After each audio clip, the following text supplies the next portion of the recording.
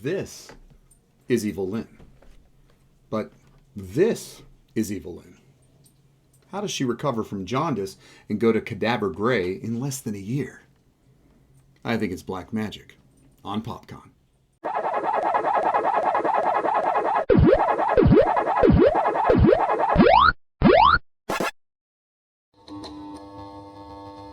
Hey everybody, welcome back to PopCon. Salute to all pop culture, but mostly the 80s, and we're going to attack another great 80s character and action figure as I reveal my newest action figure replacement here, Evil Lynn from Masters of the Universe. But first, we got to go back, way back to 1983. Woo, woo, woo. This is Evil Lynn in her original action figure blister card from 1983. Her tagline is called Evil Warrior Goddess. So from her name and her tagline, if you don't know already, she's one of the bad guys. She was a complete repaint from Tila, the warrior goddess. And when we say complete repaint, they went as far as to make her like neon yellow, or what I call baby spew. Now, she did get a new head sculpt as well. And they were trying to, of course, plus up the villains and give the bad guys a female presence, which was very common. Actually, it was a requirement of an 80s boys toy line to have a female character. That really helped with the play and the story options. Now, on the back of her card, they show Evil Lynn in her full yellow glory with a little crystal ball, hinting that she had some magic. And although she was an evil warrior goddess, the future would show far less warrior goddess and a lot more witchcraft. In 1983, Evil Lynn also appeared in the Filmation cartoon, He-Man and the Masters of the Universe. Here is where we first get a look at her total skin tone change. It was often that pinky flesh color, sometimes a little gray, but she had obviously lost all of her yellow. Gaining a cape, she still looked pretty damn close to her action figure counterpart. Now, she was not like the rest of Skeletor's henchmen. She actually was Skeletor's number 2. Ugh. That's a weird way to say it. Second in command, and a lot more intelligent than the rest of his bumbling muscle. We didn't get a lot of great story arcs in those formula-driven 80s episodic cartoons, but we did learn that not only did Evil Lynn have short white cropped hair, but she also was trying to take from Skeletor to eventually usurp him. To usurp. She was to Skeletor as Starscream is to Megatron. Does that make sense? Evil Lynn was in a lot of merchandise over the years, but the next time she would appear prominently was in the 1987 live-action movie Masters of the Universe with Dolph Lundgren and Frank Langella. Meg Foster was a perfect Evil Lynn, and those eyes. You may know Meg Foster from John Carpenter's They Live, and she was the first Cagney in the first season of Cagney and Lacey. Now, in the live-action movie, they really kept her character as we knew it, but they also added just a touch of some unrequited love or feeling for Skeletor. Evil Lynn was kept alive over the years, and her popularity only grew. She next appeared in the 2002 Mike Young animated cartoon, as well as the accompanying toy line. She looked great. Her style was there. You knew exactly who she was, but they really took time to delve into her backstory.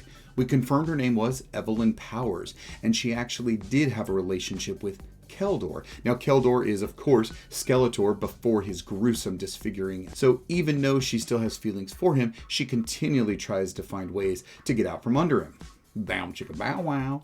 Evil Lynn always has her own plan, and although she is the daughter of the Faceless One who tried to save her life as an infant, she still has some strained family relationships, and she'll work with anybody to try and get what she wants. Hey there everybody in PopCon land, it's Victor, your host. Hoping you like this content. There's a lot more to come. Please like, share, comment, but mostly subscribe. And if you haven't checked out Collection 82, where you see some original graphic design and illustration about this pop culture madness and a lot of mashups, you should check it out. There's a link in the description. You know, I often talk about trading up for a younger model. I am talking about my action figures, of course, because I had Evil Lynn here in her yellow for some time when she came out. But Wave 5 of Masters of the Universe, which included Fisto, Faker, and the Merman Lords of Power version, also included this version of Evil Lynn. This cadaver gray, or I don't know, what do you call it? What would you call it? Would you call it corpse blue? Something like that. That version of her includes the sticker of Masters of the Universe. That is the logo from the 2002 Mike Young series. So this is reminiscent of that show's motif. I'll be perfectly honest though, it is just a complete repaint of her figure as well as her magical staff that she comes with. But it did come in this that's more like the cartoons in general. Even the original 80s cartoon. So getting rid of that yellow. This is the Evil Lynn I wanted to have in my collection. Honestly, I didn't have Evil Lynn in the 80s. I knew her from the cartoon. Never got that action figure. Did get the Mike Young version. So yes, I wanted this. So yeah, in terms, I'm breaking up with you. But again, it's not you, it's me. I want this one. So that's why I'm trading up for a younger model. So here I go.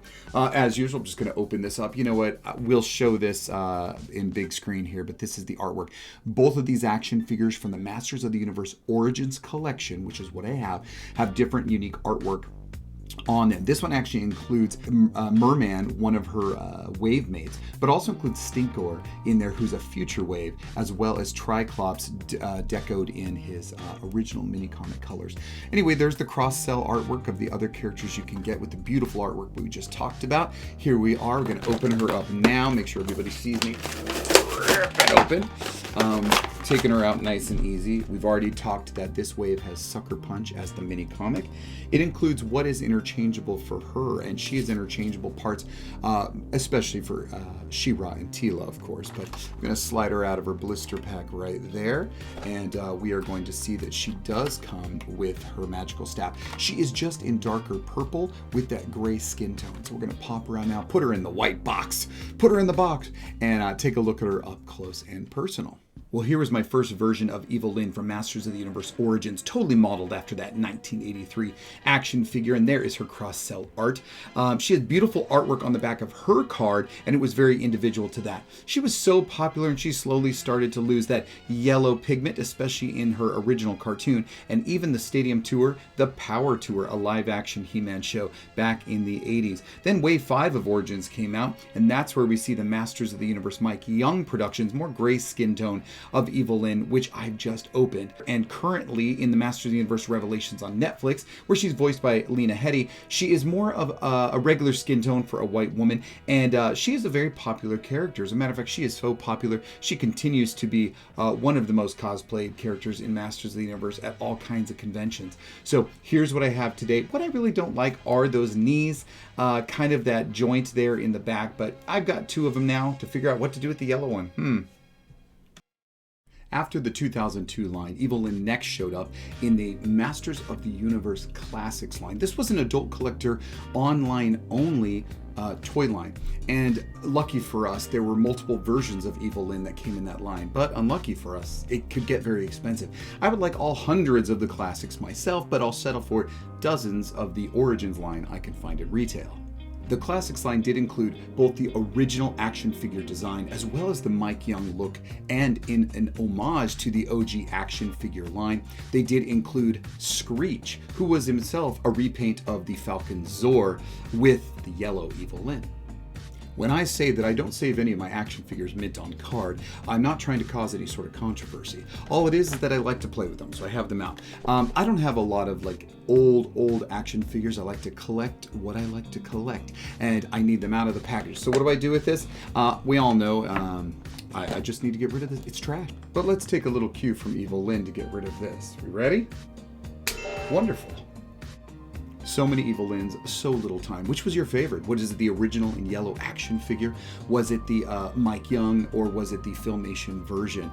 You know, she is a very popular character. You might even like the live action Meg Foster portrayed one. She has been around for so long, and she is much loved. What started as a strict repaint for the bad guys as an evil warrior goddess became someone more of an important character with magical abilities and very and a great counterpart to Skeletor. You know, she is taking her rightful place on the toy shelf behind me. And every time I do that and add to that toy shelf, I go into my Zen place in my action figure collecting. Thanks for joining me, seeing this unboxing and review of the Wave 5 Masters of the Universe Origins Evil Lynn. Until next time.